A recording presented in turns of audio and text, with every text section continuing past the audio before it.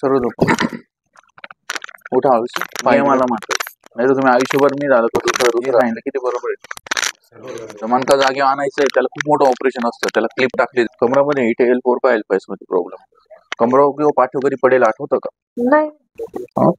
पण यांच्या कमरामध्ये आणि मानेमध्ये कमीत कमी 8 ते 10 वर्ष झाली तेव्हाचा प्रॉब्लेम. पण याच्या आधी यांना चमक भरणं टिचं भरणं असा प्रकार होत असेल. वाकून काम केलं वजन उचललं पण एवढ्या 6 महिन्यात 12 महिन्यात हा प्रकार जास्त झाला. त्याचं कारण इथली जी डिक्स असते वरून खाली सरकून भरपूर दिवस झाले पण जसं जशी गादी असते ती बरी हळूहळू बाहेर आली. माझ्या लक्ष द्या जशी जी गादी बाहेर आली तसं इथून ब्लड सर्क्युलेशन ब्रेन छाती पाठ शोल्डर दोन्ही हात आलो. याला म्हणतात सर्वाइकल स्पॉन्डिलोसिस. म्हणून या कुशीवर झोपले हात जड पडल बधीर पडेल या कुशीवर झोपले हात जड पडेल बधीर पडेल. तेच डोक्यावर खांद्या वजन घेतलं ही पाठी म्हणून यांचं डोकं दुखत असतं. डोक्यावर वजन घेतच नाही.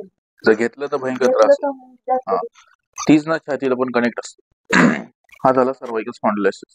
म्हणजे याला सर्वाइकल स्पाईनचा एमआरआय केला त्याच्यात दिसतं मरेपर्यंत जरी याच्यावर गोळ्या औषध खात बसल्या हा तर मेडिसिन परमनंटली परत असं आहे. हा सेटिंगचा प्रॉब्लेम असतो. एकदा सेटिंग क्लिअर झाली की ओके.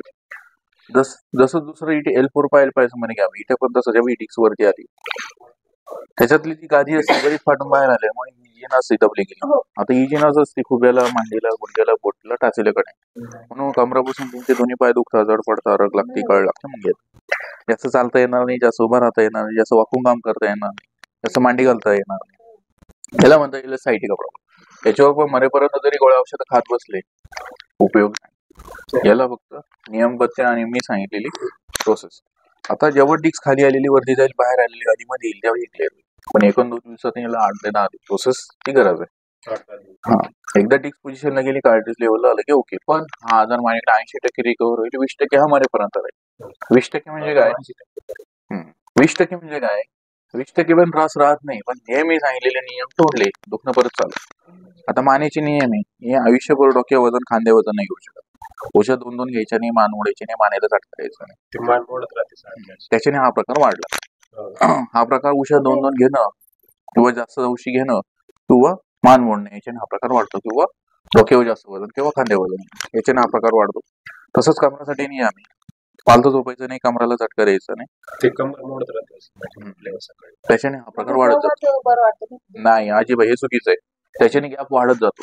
ज्या माणसाला व्यक्तीला मान मोडायची किंवा कमर मोडायची सवय आहे त्याच्यात त्या पार्ट मध्ये गॅप पडतो किंवा जी जास्त प्रमाणात होते. तर कमरासाठी पालथं झोपायचं नाही 15 ते 20 किलोच्या पुढे वाकून वजन उचलायचं. जर उचलायचंय कमराचं एलएच बेल्ट तो लावूनच वजन उचलायचं. कमराला झटका बसला असं काही करायचं असं घरी पालथं झोपायचं. दुसरं आंबट वातळ गॅस ऍसिडिटी पित्त ह्या गोष्टी थोडे दिवस खायच्या नाही हे पदार्थ नंतर हळूहळू चालेल. समजलं. कमराचं बेल्ट आहे घरी तो थोडं 3 महिने लावायचा नंतर हळूहळू मी सांगितलं कधी लावायचा कधी नाही लावायचा. पायडीला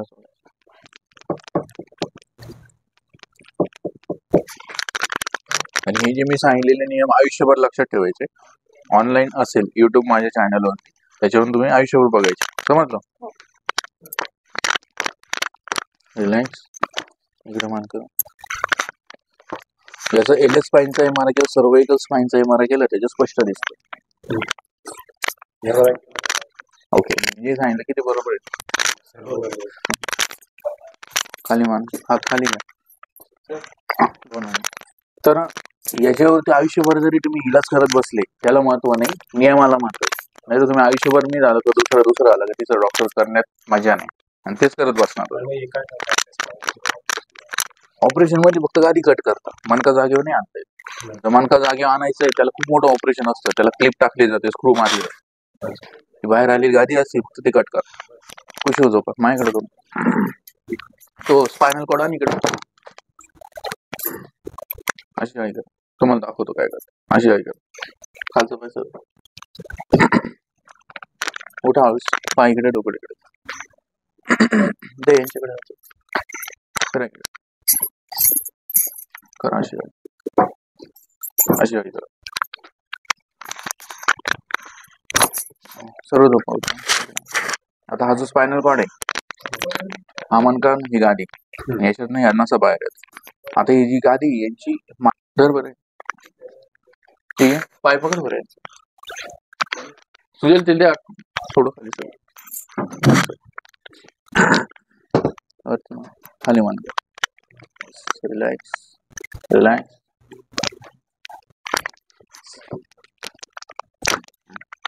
पालतो डोकं इकडे पाय बस थोडं